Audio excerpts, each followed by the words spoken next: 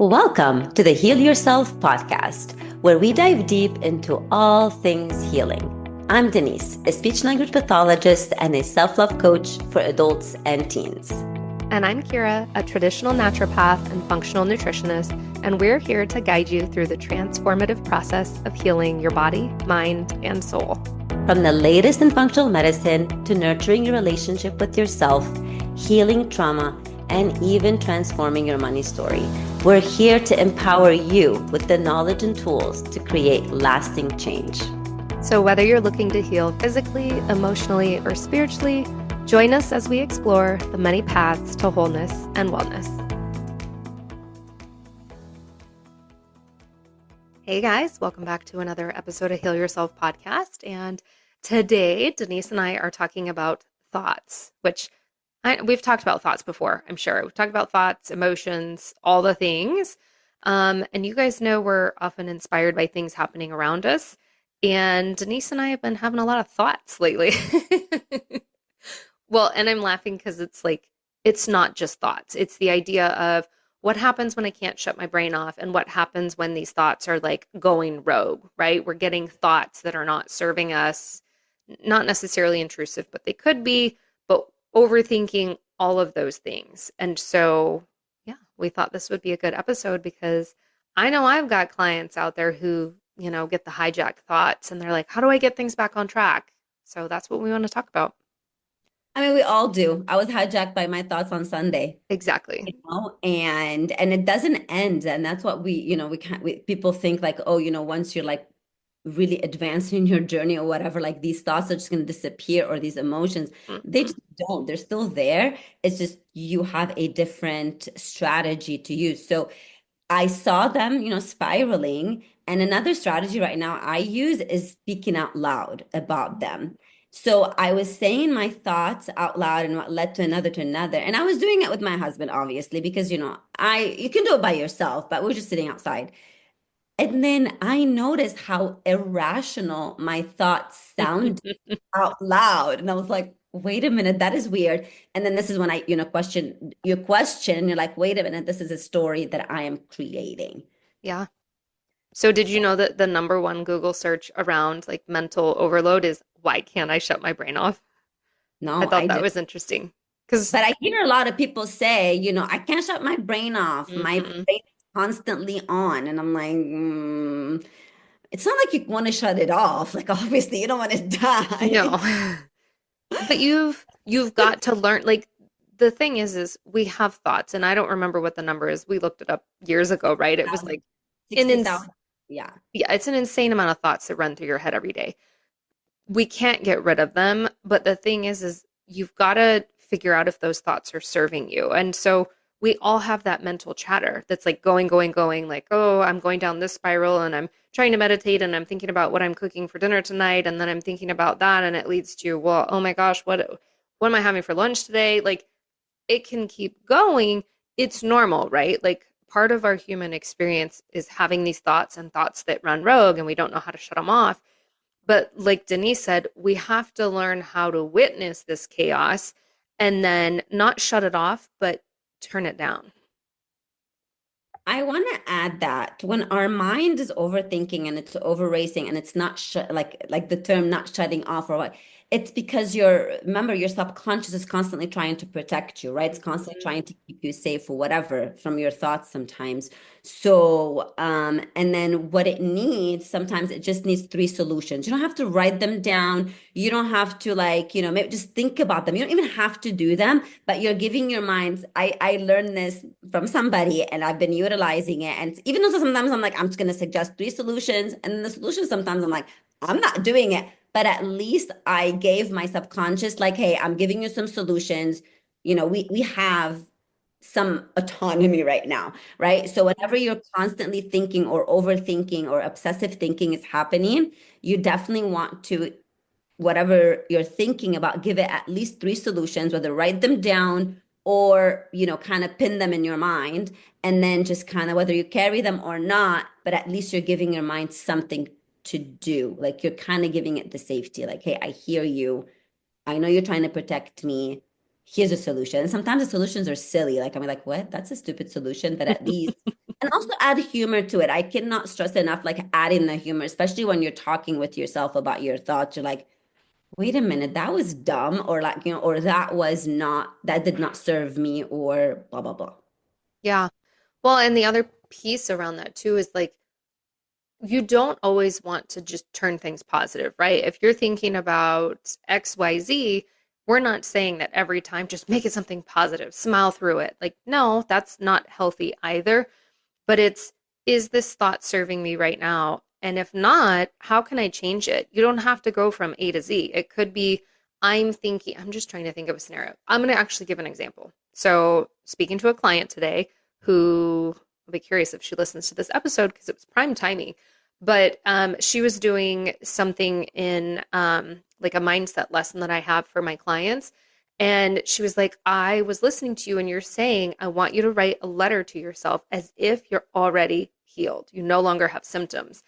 And she goes, I realized as I started doing that, she said she started crying because, as much as she wants to feel healthy, she said she does not believe it. And the thoughts that are running through her mind all day are, I'm broken. I'm never going to get better. I've been dealing with this forever. And even just having that awareness has allowed her to start to make shifts. And that's what we spoke about. And you and I say it all the time, Denise. It's awareness. Having that awareness of, oh my gosh, these are the thoughts that are running through my mind. Next time you have that thought of I'm broken, I'm never going to get better, yada yada yada, you can pause and say, this is not true. And then you choose what that next thought is. It doesn't mean, oh my gosh, I'm healed. It's amazing. That's unrealistic. But it could be something as simple as, it's okay. I'm on my healing journey. That is a much better thought than I'm broken. Absolutely, absolutely. And it's more a healing thought, right? It's a healing thought. Mm-hmm. That's not- And I love what you added about, it's not unicorns and rainbows, and the thoughts are just, and you're not gonna go from feeling down or negative to immediately changing it. Absolutely. So I also want to add about triggers, right? Because sometimes what happens, we hear something that thing that someone says or an action someone does triggers us, and it spirals our thoughts, right? So another thing that we want to add, how Kira added the awareness piece, is also understanding the triggers, right? Taking that, like, okay, Kira said something and then that triggered me, but why did it trigger me? Like, what did it, and then just kind of like journal about that, and kind of like look deeper in that. And you can always say, I am being triggered right now by this. Mm-hmm. However, again, I'm not broken. I'm not this. I am on my healing journey, or I'm looking forward to more. So it's kind of like keep it neutral and more to like you are on that journey, because we all, or name the emotion. I mean, I'm always saying, I am angry at this moment because my boundaries were crossed and I just need time to, get back to my homeostasis. So that's why sometimes I'm telling those thoughts, or I go to my mirror. It's just have these tools in your toolbox and utilize them on the daily. So when the trigger happens, when the thoughts happen, guess what? You have at least one strategy to use. Yeah. And that's the thing. We're always going to deal with this. I can't say that enough. Like I was leaving a message to Denise this week because my thoughts were running rogue.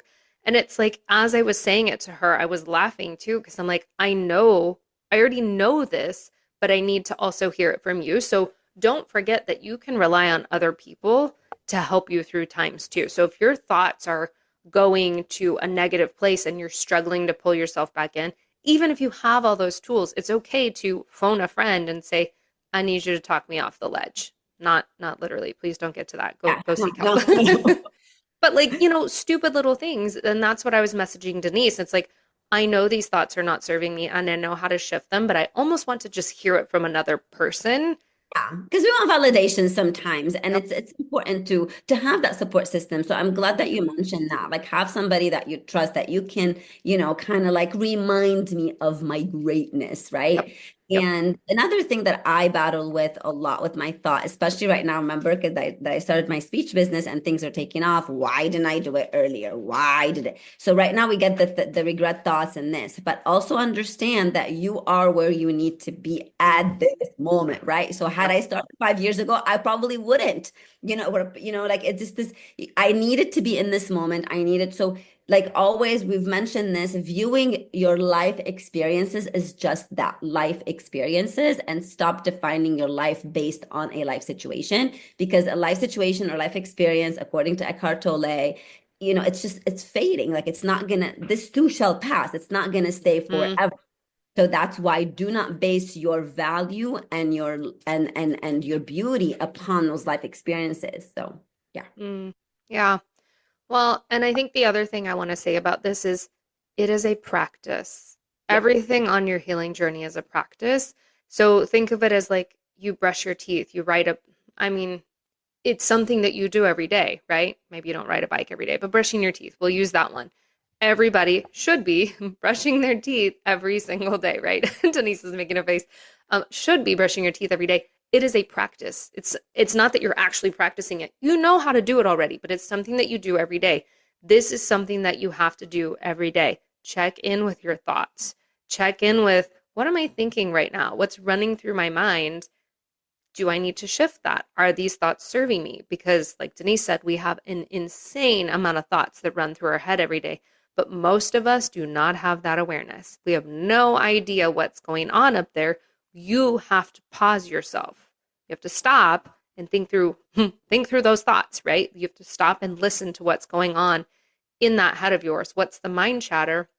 That's a practice. That's a daily thing. It is a daily thing, and you gotta b break the pattern. If you are the type of person who keeps pushing through and pushing through and pushing through and not taking that pause, guess what? Those thoughts, when you're pushing through and not taking the pause to Mhm. recalibrate, are gonna run even more rogue, and they're gonna even, create more chatter and more negative thoughts or whatever. So it's really important to practice the feeling it also in your body, I want to add, right? So Mhm. also feel it in your body. So whatever those emotions are, you want to get your body safe, right? You want to teach your body again that you are safe. Yes, I may be feeling angry, but you are safe, right? So sometimes I even teach my body again to feel that anger, but with safety, instead of having to, like, tense and be anxious and cause health issues. So can also be aware of how your body is feeling, with emotions, how your body feeling with triggers. These are all of your simple signs, right? When we are changing our health habits, we say, listen to your body. Same thing. Listen to your body. Listen to those thoughts and guide them differently. Because remember, at the end of the day, you are in control. Yeah. Well, and I think there's a distinction too of you're in control to an extent, but I think you have to remind yourself too that you're also an observer, right? I'm not going to force this thought to change if it keeps coming back in my mind. So I'm observing it. It's okay. I'm going to make peace with the thought, but then I'm going to start to shift into other thoughts. And again, this is where it becomes a practice.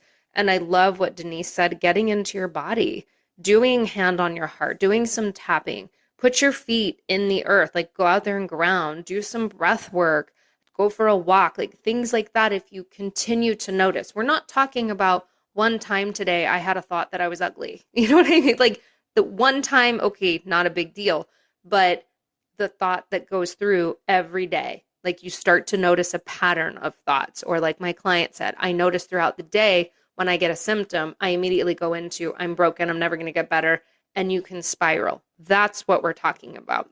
Then you start to change. You observe, you start to change, you do something moving to start to, get yourself out of that state.